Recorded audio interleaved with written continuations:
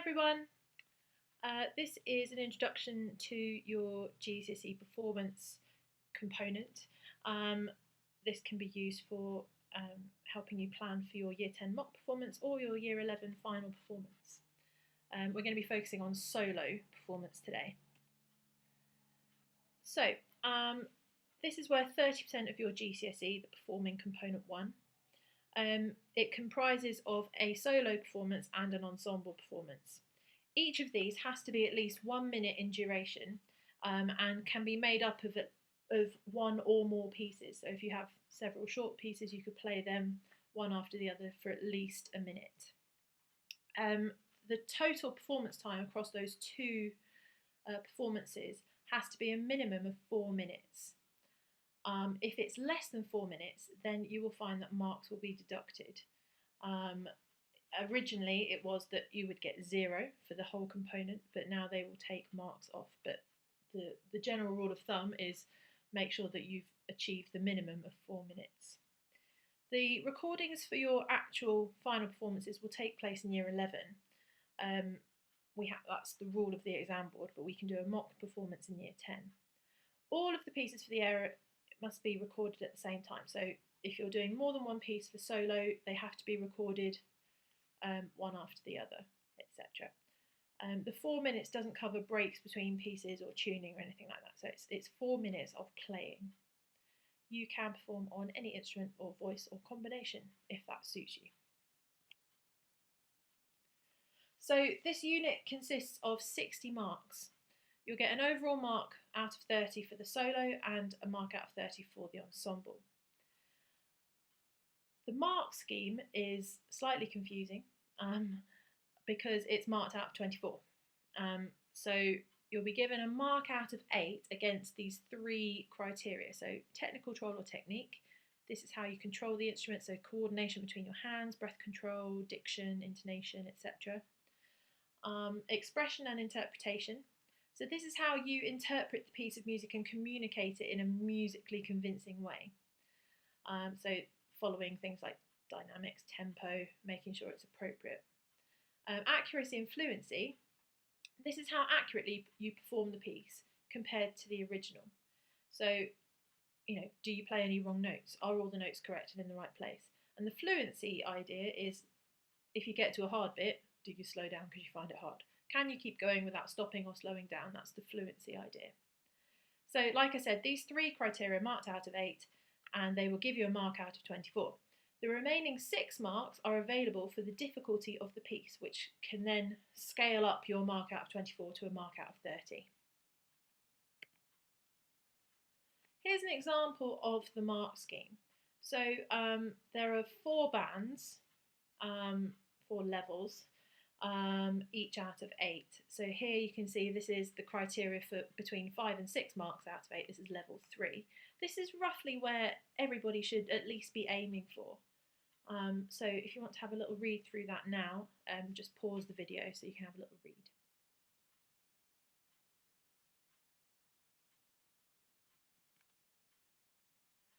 So your task for the end of Year 10 is that you need to have recorded yourself performing a piece of music, and you need to upload it into Teams.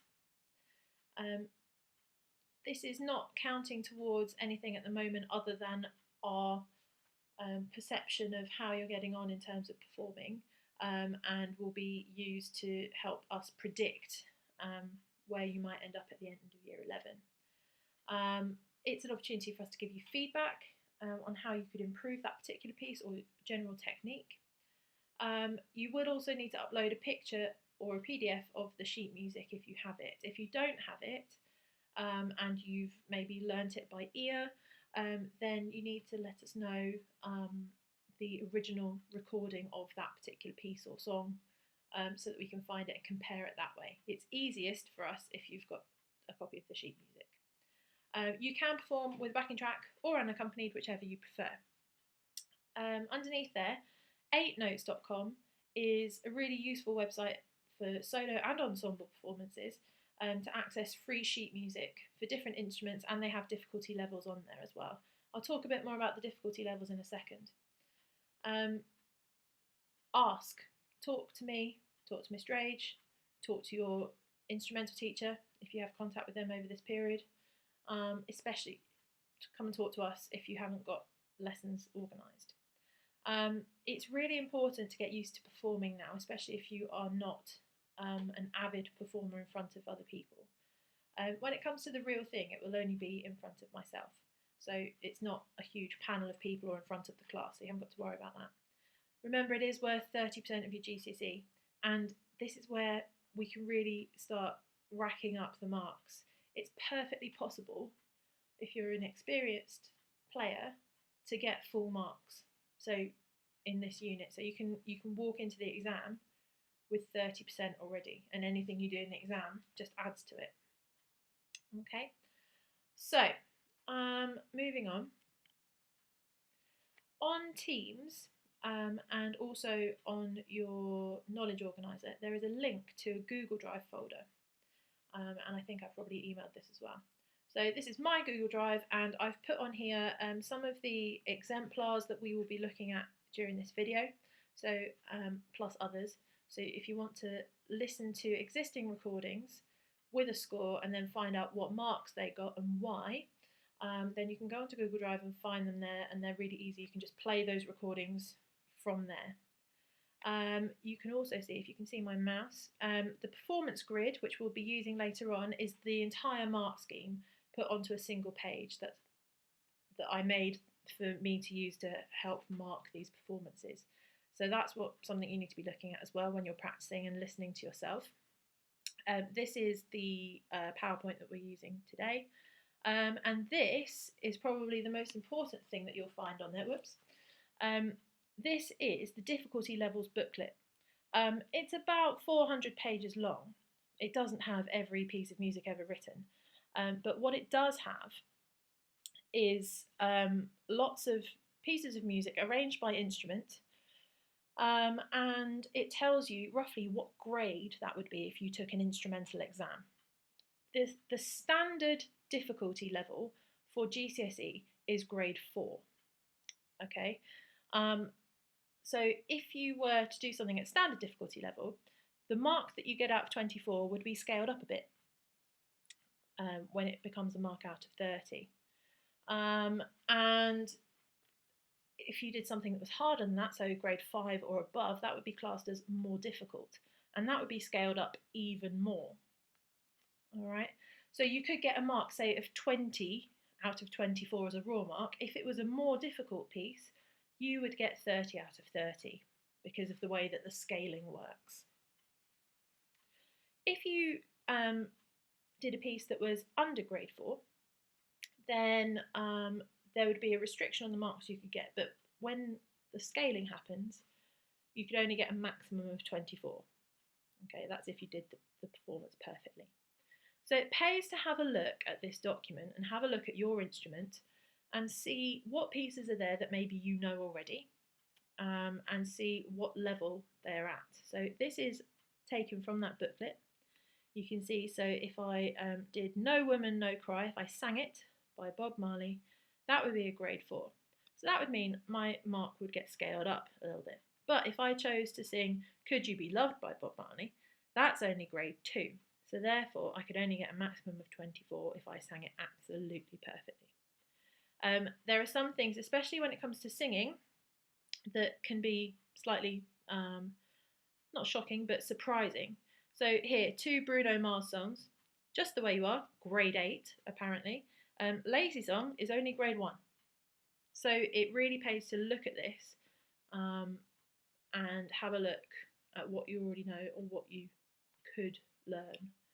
And then see if any of this is on 8 Notes, where you can get the free sheet music. If you are struggling to find it, let me know. I have access to a subscription service where there's lots of PDFs of songs and pieces of music that I can then print off if you need.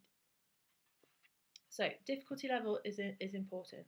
Obviously, if you have an instrumental teacher, they're able to give you a really good, especially if it's not in this booklet, they're able to give you a good indication of what kind of standard a piece that you might be learning would be. So the three areas we're gonna have a look at two exemplar performances now, and you're gonna have a go at marking them. All right. Um, so the three areas: the technical control, basically your technique, is the tone or the sound that's produced convincing, and the tuning, intonation, is it secure? How secure is your technique? Is the demand of the piece within the ability of the performer? That's basically saying, have you picked a piece that's way too hard for you and you're struggling with it? Then, expression and interpretation, if we look over here, is the performance well shaped? Have you followed dynamics? Have you done phrasing? Have you done articulation? We're not doing ensemble today, but is the part balanced within the ensemble is a thing to think about. Is there an appropriate tempo sustained throughout? So have you picked a tempo that works for you so that you don't have to slow down, and that meets with the indicated tempo on the piece? And is the performance well communicated? Have you expressed it well? Then here, accuracy and fluency basically is what we've got here. Is the performance secure in terms of rhythm and pitch? Have you played the right notes at the right time? Is the overall performance fluent? Have you kept going? Even if you've made a mistake or you've missed out a few notes, but you've kept going. That's the thing. And is there secure reaction to the ensemble? That's when we come to do an ensemble performance. Okay, so if I just introduce you, so this is the first piece. It's Make You Feel My Love by Adele. So it's a song that's being sung. We're listening to the singer. And you're going to have a go at marking it. Now, obviously, you haven't got a copy of the music in front of you, but the music will appear on the video along with the performance. And then once it's finished, there'll be a copy of the performance grid.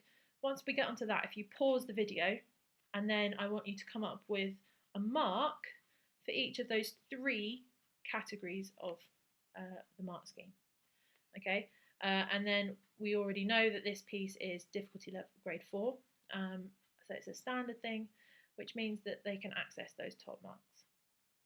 Okay, so the piece is about to start, fingers crossed that technology works for me, and follow it through. Pay attention to accuracy and fluency. Have they played the right notes in the right place? Is she singing in tune? So that's sort of technique. Can you understand the words? That's part of the technique as well for a singer. And then in terms of, is it a convincing performance, or is it basically someone singing karaoke?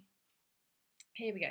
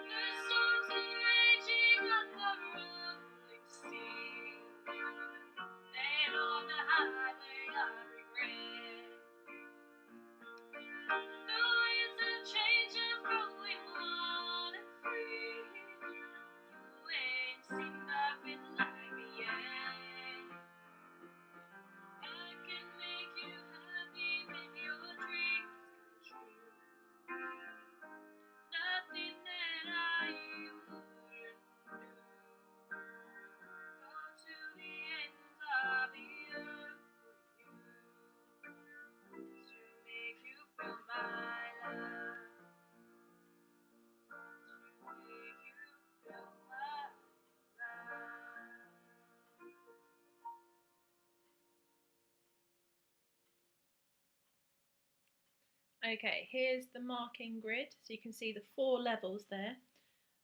So because she's grade 4 in terms of the difficulty of that piece, you can look at every single level. So if you want to pause the video now and have a go at giving her a mark out of 8 for each of the 3 columns. 1, 2, 3.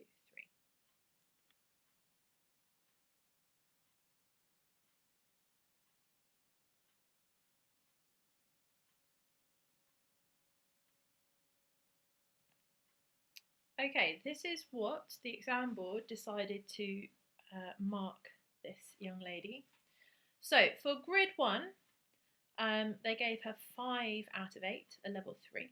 Grid 2, 4, and grid 3, 5. So she got 14 marks in total, and with the scaling, that goes up to 18 out of 30. So if we have a look for grid 1, basic technical control was in place. Breath control was good throughout, but diction lacked clarity. There were a few places where the piece was beyond the ability of the candidate.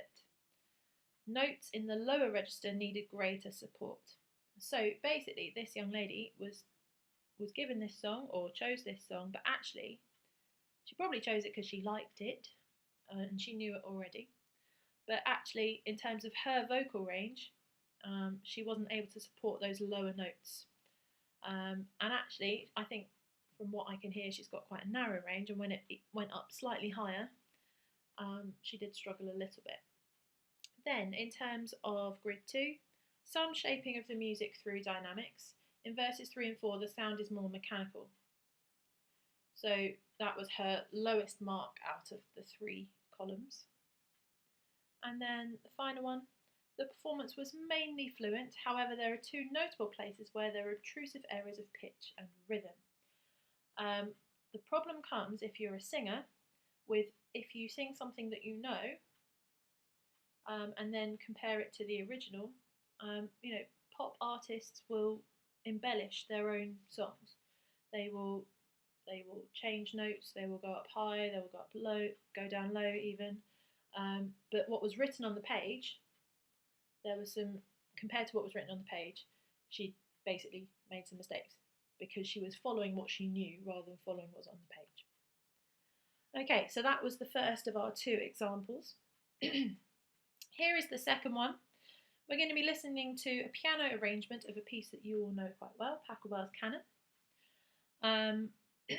So this is a grade 5 piece, so it's more difficult, meaning they can access the top mark bands and the marks will be scaled up further. Okay, so follow it through. Then when the piece is finished, you can see the marking grid. Pause the video then, and then press play when you're ready to go through the answers.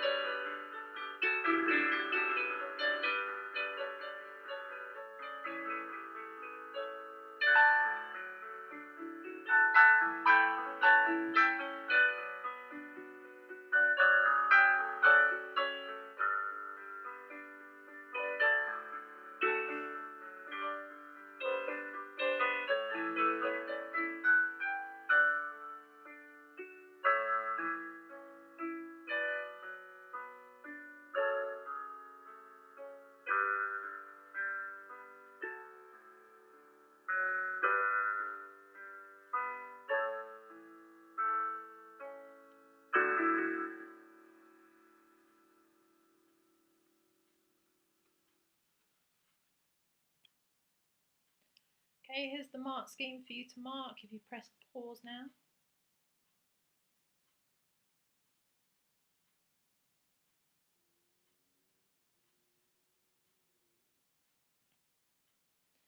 Okay, here are the answers. So you can see that overall this was a better performance than the first one that we listened to. So each grid has 2 marks more than the singer that we heard before.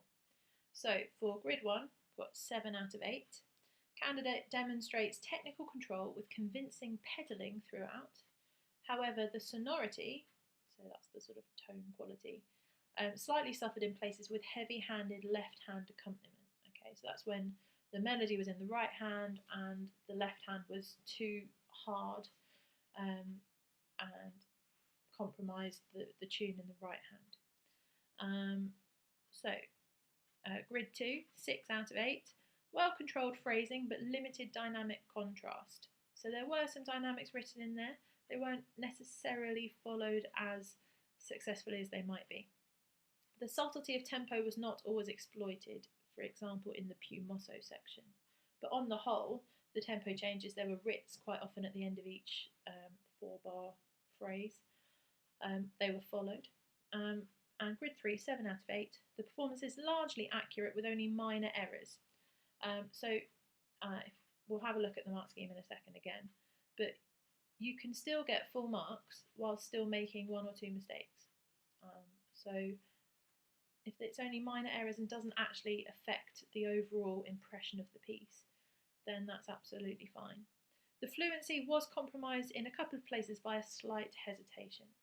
Okay, so 7 and 6 and 7 is 20 raw marks, but like I said before, if it's a more difficult piece, so grade 5 or above, that when it's scaled becomes 30 out of 30. So that candidate got 4 marks. If I just go back, so if we have a look here, accuracy and fluency level 4, the performance is largely accurate with no more than 1 or 2 minor errors in pitch and or rhythm. These errors have no impact on its success overall, but even if we go down here, down to the next level, the performance has no more than 1 or 2 noticeable or obtrusive errors. So you can still, if you're making some obtrusive errors, you can still get 6 out of 8 for your accuracy and fluency. So it doesn't have to be a completely perfect performance in order for you to get some good marks. Okay. So just to recap, by the end of the academic year, you need to have recorded yourself performing a piece of music and upload it to Teams. This is designed to gauge where you're at currently and allows us to give you feedback on how you can improve. You will also need to upload a picture or a PDF of the sheet music or of a link to an original recording. You can perform with a backing track or unaccompanied, whichever you prefer. So use the Google Drive link that I've put in Teams. Use your knowledge organiser that you've got a copy of, and I've also put a copy on Teams to help you with this.